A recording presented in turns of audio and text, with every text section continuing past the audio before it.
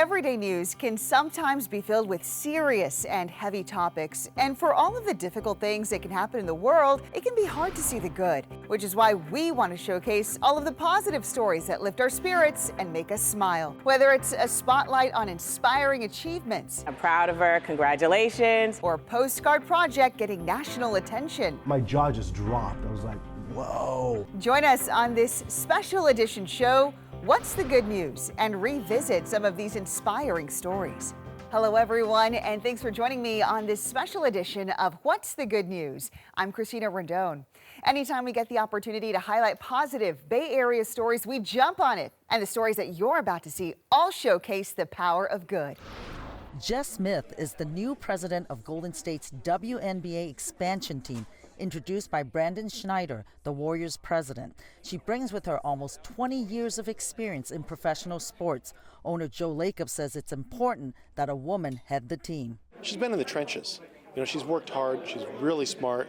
I think she's going to be fantastic. Smith comes to the expansion team from the Angel City Football Club, a professional women's soccer team based in Los Angeles, and before that, the San Jose Earthquakes. But she started her professional career from the ground up with the Oakland A's. And at that point, I was selling tickets for the organization, and I took that job incredibly seriously. Like every piece of an organization and every role, the collective is really what the result will become. The team will play at Chase Center, but Smith's office and the team headquarters will be at the Warriors' old facility in Oakland. At Oakland High School, news that Smith will be leading the team was met with excitement by the girls' basketball team and their coach. Because the team is female, they should also make the leaders of the team female as well. So I feel like it's exciting and honestly inspiring. Whenever someone is the trailblazer of anything, it's them breaking past what the norm is in our society. So I'm excited for her to have done that. I'm proud of her. Congratulations. To see a woman as the president of the team it's a really big thing. So it gives a lot of girls things to look up for and a person to look up to, and just knowing that this can be done. I was one of them, at some point, so that's a little emotional for me to hear. But what an honor, truly, to be able to build something that I hope they're incredibly proud of, and to be somebody who they can hopefully eventually be as well. Smith says the pressure to build on a legacy of trust that the Golden State leadership has built with fans is a privilege. She has this advice for young women. Ask yourself what's important to you, and to always do what's right and not what's easy. To have tenacity in whatever it is that you would like to do. Smith is a wife and mother to 2 young daughters. The expansion team's name and colors have yet to be announced. They are expected to start play 2025. For Vincent Morrow, wine is a lifestyle. This is roughly 5,000 bottles of wine. The funny thing is, as a Michelin-recognized master sommelier, he didn't like the first wine he tasted. On the first taste, I spit it out and dumped it. But eventually, years later, he says he got a wine business degree at Sonoma State University and began working in tasting rooms, restaurants, even in the field harvesting. Now, Morrow works as the wine and beverage director at Press, a Michelin star restaurant in St. Helena. I really started to internalize the disparity. There are 4 tiers of sommeliers, the highest being the master sommelier. And there are less than 300 master sommeliers all over the world. Only 4 of them are black. It's a small number that, for me, is something I want to see can grow even more in the future. He says he's part of the diversity committee for the Court of Master Sommeliers, the program that facilitates the certifications.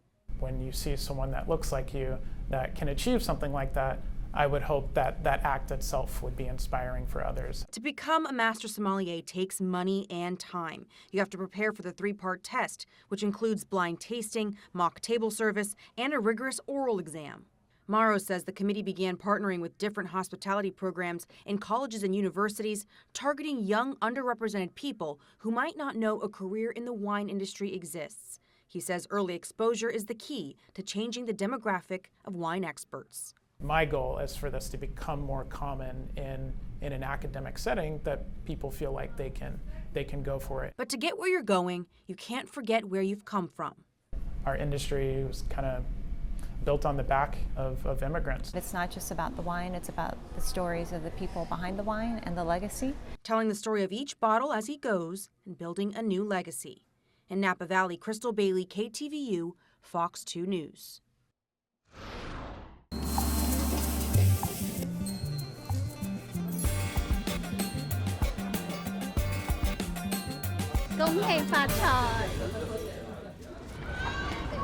Tucked in an alley, Hangar Tea Room holds a special place in the history of San Francisco Chinatown. It opened in 1920, more than 100 years ago. So we took over with the same name, same recipe. That was 10 years ago. Frank Chu left a career in corporate sales to follow his passion. His restaurant serves what he calls old school San Francisco style dim sum.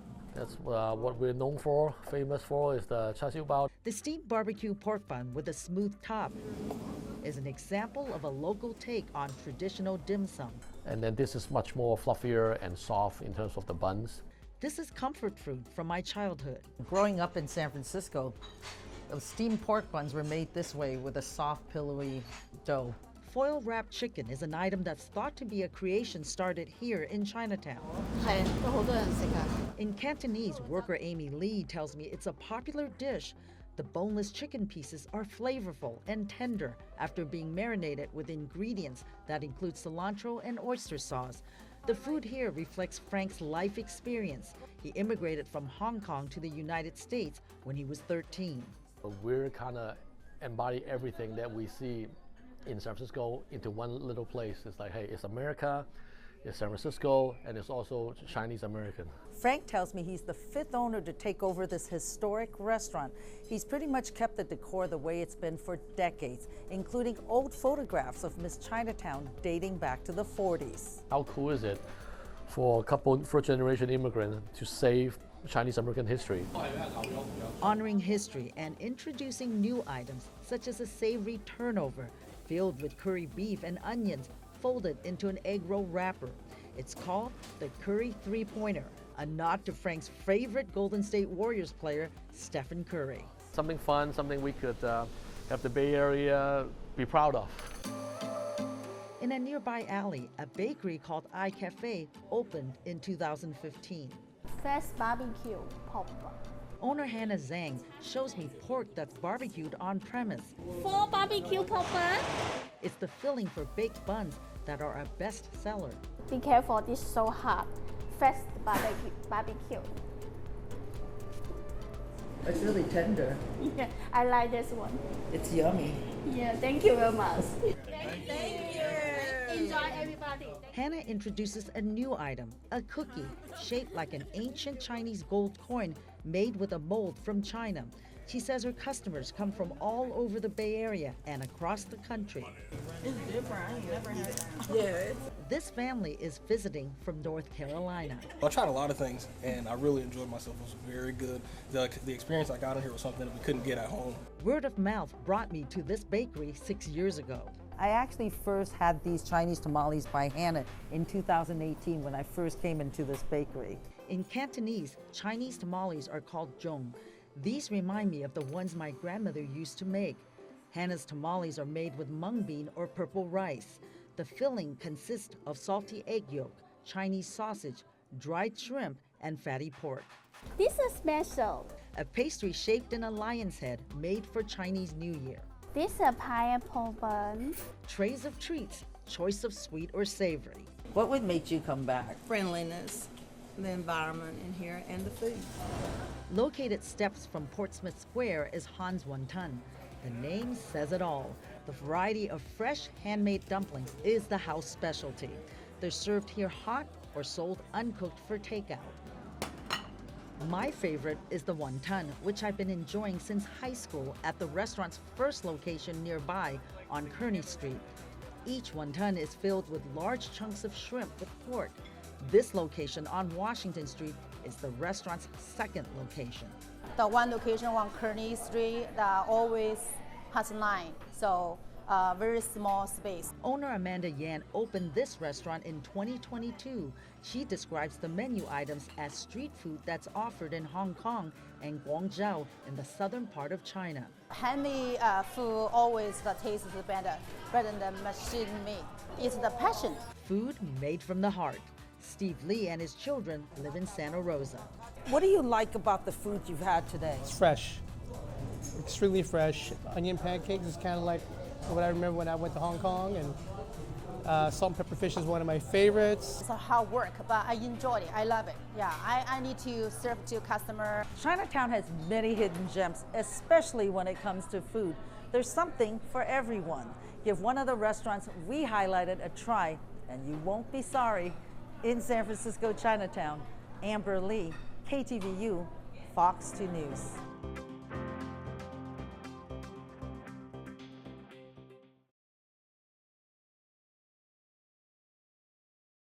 At just 6 years old, Selma is not your ordinary kid. She's a first grader here at Chabot Elementary School in Oakland, and she's making her mark delivering speeches about Black history. How many crayons are there altogether? Selma J3 White entered the National Frederick Douglass Oratorical Contest put on by the National Park Service by submitting a video of her reciting an excerpt from The Race Problem. The true problem is not the Negro, but the nation. And this year, first place in her age group goes to Selma. I love saying this speech because you got to be on stage, and also the prizes. Practice makes perfect, and Selma's not opposed to spending hours rehearsing, including hand gestures for emphasis. I practice with my parents every day, and they give me suggestions on how to make it better. Even her name carries historical weight. Selma means peace and serves as a reminder of the 1965 civil rights marches in Alabama. The Selma to Montgomery marches were something that was historically significant, that it was about, and she was born in 2017. A lot of what was on her mind was democracy, justice, the right to vote. Now she's preparing for the next speech in the school district's Dr. Martin Luther King Jr. Oratorical Fest, just in time for MLK Day.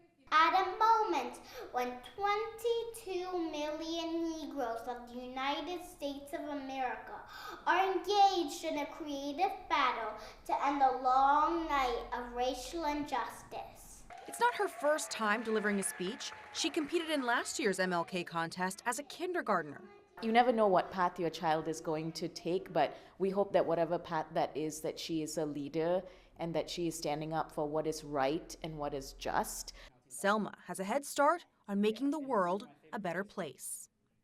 Now, Selma will get the chance to deliver her award-winning speech in Washington, D.C. next month. As part of her prize, her and her family also will be able to tour the Douglas Cedar home while they're in the nation's capital. In Oakland, Crystal Bailey, KTVU, Fox 2 News. Each one is just a whole different level of expression. If a picture postcard is worth 1,000 words, Gil Gershoni is awash in a wealth of pages that speak volumes. So we have over 1,000 postcards to date. 1,000 from over 30 schools from around the country. Growing up, Gershoni felt the frustration firsthand of seeing words on the page as a puzzle, struggling to read with dyslexia. And so this year, he asked others to write themselves a Dear Dyslexia postcard, expressing what dyslexia means to them, with art and a word. To me, dyslexia is mysterious. Maren Samuels is a 6th grader at Northbridge Academy in Mill Valley, which has 82 students with dyslexia participating in the project. Their feelings and their art turning blank pages into open books. Learning that shortcomings can also be superpowers. Now that I know things like that, I feel proud and I feel more comfortable being like, oh yeah, I have dyslexia. The postcard project is including everyone from students to celebrities. Even best-selling author Dave Pilkey sent a postcard of his famous pup, Dogman. This is an original one that he sent to us, and we just opened the envelope, and I was just, my jaw just dropped. I was like, whoa, so awesome. Art and words coming together and opening new doors. So all the images are different, and it really touched me so deeply. And in putting those feelings to paper, something else magical happened. The postcard's words strung together into a powerful poem. Always hear this ocean of words. Always hear the fog. I am soggy, frustrated, then accomplished and clear. In my frozen moments, I cling to a particle of dust and trust in my abilities. They crystallize, form snowflakes, my beautiful, striving self. In Mill Valley, Jana Katsuyama, KTVU, Fox 2 News. Alameda County firefighters inspiring the kids at Annie Yates Elementary School in Emeryville, sharing stories of Black firefighters who came before them. It's important that we know our history, because you might not find these in the history book. Students were joined by fire and police chiefs from multiple agencies, city leaders, and trailblazers like Nadia Havenhill. In 2017, Alameda County Fire Department hired their first African and female firefighter, which is firefighter Nadia Havenhill. Local heroes were recognized for paving the way, like the first Black firefighters in Oakland in 1920, and Earl Gates, the first Black firefighter in San Francisco, who broke barriers and faced extreme discrimination when he joined SFFD in 1955. It's very important for us to recognize our members, people of color, those who are less represented in the fire service, especially African American firefighters, because we have given a great, tremendous debt and contributions to the fire service. They also highlighted Black history from all over the country, like the Charlotte Neptunes, a Black firefighting brigade in North Carolina, and Molly Williams, the very first female firefighter in the early 1800s, a former slave, reminding the kids that they can do anything they set their minds to. You are each a chief in the making. Firefighters were also recognized and gifted special portraits from Oakland artist Shomari Smith as part of the presentation. An Alameda County Fire Department offers this for Black History Month for schools all over the country who are interested in signing up for the online version, a webinar. They say it also serves as a very early recruitment tool, exposing the kiddos to a career in the fire service no matter their background.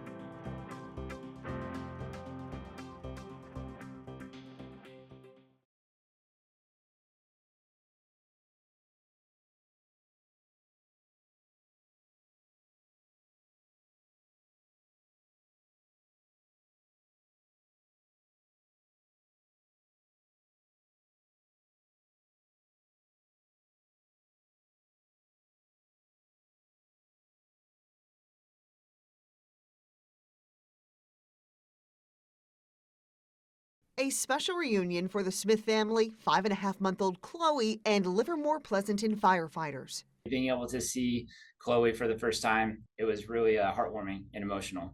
Firefighter paramedic Brent Heinrich was one of the first responders back in July when Chloe was unresponsive at 4 weeks old. Chloe was in my baby carrier. I thought she was sleeping. She had aspirated on her vomit. And it wasn't until I was at the stove and I looked down to make sure she wasn't too close to the heat of the flame that I saw that she was gray and blue and not breathing at all. Mom and Dad started CPR and called 911. We knew exactly what to do, and we were able to just go straight to work. The fact that they were able to do bystander CPR early on, prior to our arrival, I think is a very big reason that this is a positive outcome. Chloe spent 3 weeks at Lucille Packard Children's Hospital. She returned for airway surgery a month later. The NICU staff there was second to none. They were amazing. The MRI showed the injury to her thalamus and basal ganglia. So this is basically to the midbrain. It's the area that is the first to be deprived of oxygen. Chloe is at risk for cerebral palsy. The family started early intervention like hyperbaric oxygen therapy in New Orleans to reverse brain damage.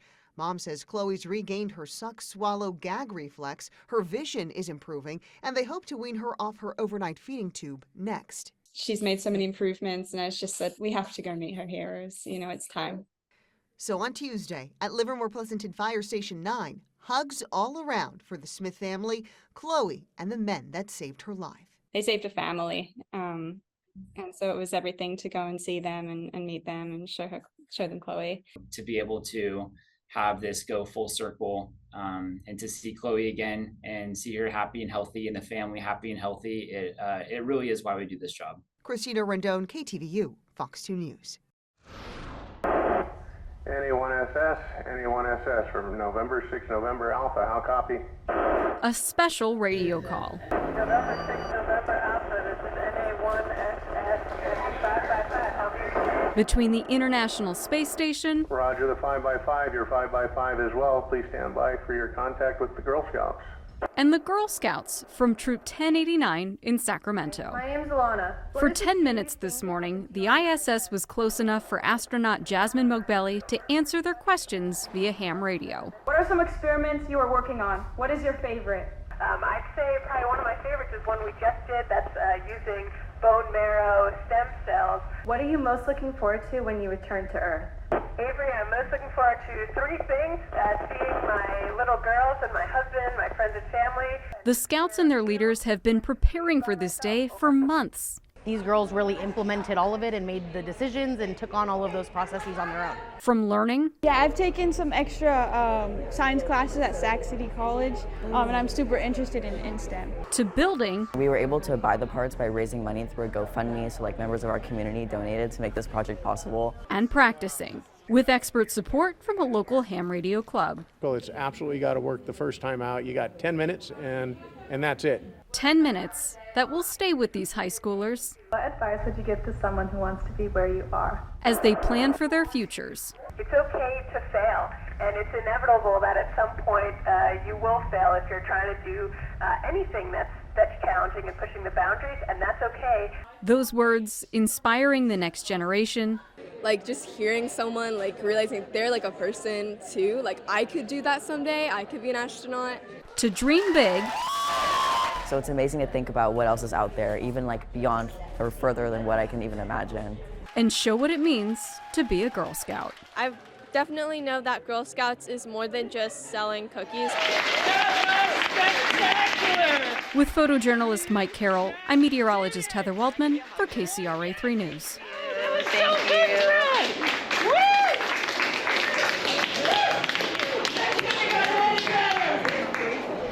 Hey, roll dogs on 2, 1, 2, roll dogs! Hey. Talk about excitement. The Acalanes High School Dons are state champions, giving the school and city of Lafayette its first title. Floyd Burnson has been head coach for 8 years. Probably the most exciting moment I've had in my coaching career was when Paul Keener caught the touchdown pass from Sully and kind of put the game on ice. And with that, the Dons beat Birmingham of Lake Balboa by a score of 35-23. First ever for our school, so it meant a lot more to our community. Quarterback Sully Bailey hurt his knee in the game, but played on through. Seeing the progression of this team throughout the year was really special. We started 0-3 and really overcame adversity and came through and had a great end of the season. And their MVP this season, Jack Giorgiani. Once we were in the playoffs, we just kind of got all together. We're like, we need to win. We haven't won anything. So we got together and just dedicated everything to it, and just awesome to finally bring home something for the town. Many of the players give credit to the coaching staff for taking them to the title. The coaches did a great job of inspiring and pushing us to be the best that we can be. I worked with Coach Doug mainly, and while he was tough, he always made us into the fearsome defensive lineman unit that we were. Feels great to be the first team at Acalanes to win a state title. Hopefully it continues and we get a couple more pretty soon. And these athletes aren't just in it for the sport. They're academic standouts too, like Paul Keener, who's committed to play at Princeton. I'm excited. I was there this weekend. They have great coaching staff. Academically, it's where I wanted to end up, and just super exciting. We have a ton of guys on the team that they're going places. Trevor back there, he's going to Cal. We have Jake Baselli's going to Bowdoin, and hopefully other guys are going other places too. At the end of the day, this is what we wanted to do from day one, and we went through a lot of ups and downs, but we're just super excited, super happy. We could do this for the school, do this for ourselves, most importantly, and for the community. It's the intelligence of the team that Coach Burnside said took them all the way to the championship, and hopefully a repeat for next year. You can tell them once and they've got it. You don't have to beat it in their head all the time. Okay, so then overall 8 years here, but overall how many years coaching? 48, I think. Ooh. And when do you plan to retire? What's that? That's amazing. I love it. Actually, I retired, but I do this for the fun. In the parking lot of the San Jose Animal Care Center, we met Albert Rodriguez, who is taking home this dog named Axel in what is known as a foster program. So I have come to adopt this precious little baby here, foster her first, and then do full-time adoption for her. It's my first day with her. She was on hold for 2 weeks, and they gave me a call yesterday to come pick her up. Rodriguez says the foster program is a great benefit, allowing him to take home Axel for just a few weeks to make sure she fits in with his living situation before the formal adoption. So the fostering it's a good way to make sure that the dog's gonna be compatible with you or other pets you have in the house, as well as other family members like children. The call for fostering pets was just one part of an outreach effort by the San Jose Animal Care Center at the beginning of December, which also included asking for financial help and also for the immediate adoption of animals in the shelter. And the community responded. That has really been one of the exciting things that we always love to experience and see, is when we ask and for help from the community and our partners that we get it. In the course of the campaign, more than 420 animals were adopted and another 130 went into foster homes with the likelihood that they would become permanent members of those households. Others were transferred to rescue partners, and $90,000 in donations were raised to help fund the operations of the shelter. It has all made a huge difference. So many animals that enter any shelter, it becomes a stressful place for them. And the shelter is not where an animal needs to be long term. Back in the parking lot, Rodriguez says he would recommend anyone foster or adopt an animal. They're great companions, especially if you live alone. They're great companions. While the community really stepped up, officials here emphasize the need to continue adopting animals remains ongoing. Reporting in San Jose, I'm Mark Sayer, KTVU, Fox 2 News. Thanks so much for joining us on this special edition of What's the Good News? I'm Christina Rendon. If you'd like to share your positive stories, visit ktvu.com/yourgoodnews.